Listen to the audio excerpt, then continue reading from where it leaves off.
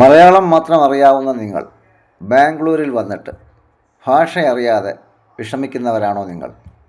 എങ്കിൽ നിങ്ങൾക്ക് ഈ വീഡിയോ തീർച്ചയായും ഉപകരിക്കും. No doubt. ബാംഗ്ലൂരിലുള്ള ഒരു ഉടുപ്പി ഹോട്ടലിൽ ഒരു മലയാളിയും അവിടുത്തെ ഒരു വെയിറ്ററും തമ്മിലുള്ള സംഭാഷണമാണ് ഇതിൽ ഉൾപ്പെടുത്തിയിരിക്കുന്നത്. നമുക്കിനി നേരിട്ട് ആ സംഭാഷണത്തിലേക്ക് പോകാം. കസ്റ്റമർ വെയിറ്ററോട്, അണ്ണ തിന്നലു ഏനേ നിതേ. ഇപ്പോൾ അണ്ണ എന്ന് വിളിക്കുന്നത് ബഹുമാന സൂചകമായിട്ടാണ്. തിന്നലു കഴിക്കാൻ. ഇപ്പോൾ തിന്നാൻ എന്ന് ഓർമ്മിച്ചാൽ അത് കിട്ടും, കഴിക്കാൻ. ഏനേ നിതേ എന്തൊക്കെ ഉണ്ട്. അപ്പോൾ നിതേ എന്ന് പറഞ്ഞാൽ ഉണ്ട്.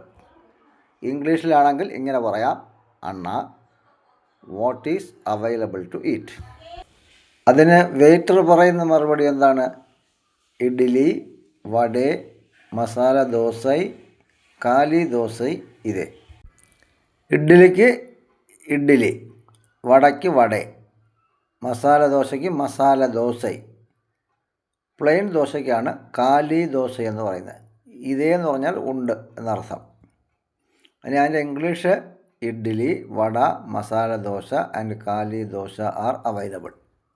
അത്രയും കേട്ട ശേഷം കസ്റ്റമർ പറയുകയാണ്, ನನಗೆ ಒಂದು പ്ലേറ്റ് ഇഡ്ഡലി വട കൊടി. ನನಗೆ എന്ന് പറഞ്ഞാൽ എനിക്ക്, ഒന്ന് ഒരു, പ്ലേറ്റ് തന്നെ, ഇഡ്ഡലി വടൈ തരൂ എന്നുള്ളതിന് കൊടി. ഇംഗ്ലീഷിൽ please give me 1 plate of idli vada. അതിന് മറുപടിയായി വെയിറ്റർ പറയുന്നു, സരി സാർ കുടിയലു എനാതൊരു ബേക്ക. കുടിക്കാൻ എന്തെങ്കിലും വേണോ? ഇംഗ്ലീഷിൽ okay sir, do you want anything to drink. Customer എന്താണ് പറയുന്നത്? ಈಗ ಬೇಡ, ಊಟ ಆದ ಮೇಲೆ ಒಂದು കോഫി സാക്കു. എന്താണ് അതിൻ്റെ അർത്ഥം?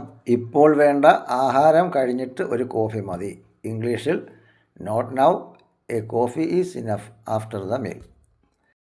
അതിന് വെയിറ്റർ പറയുന്ന മറുപടി എന്താണ്? സരി അണ്ണ ആമേലെ തരുത്തേനെ. ശരി അണ്ണ, പിന്നീട് കൊണ്ടുതരാം. Okay brother, I will bring it later. അത് കഴിഞ്ഞ് കസ്റ്റമർ ചോദിക്കുകയാണ്, അണ്ണ ബിൽ എഷ്ടായിത്തു. അണ്ണ ബിൽ എത്രയായി? ഇംഗ്ലീഷിൽ അണ്ണ how much is the bill. Waiter 80 രൂപയായി ആകിതേ സാർ. 80 രൂപയായി സാർ. ഇംഗ്ലീഷിൽ ഇറ്റ് ഈസ് 80 റുപ്പീസ് സാർ.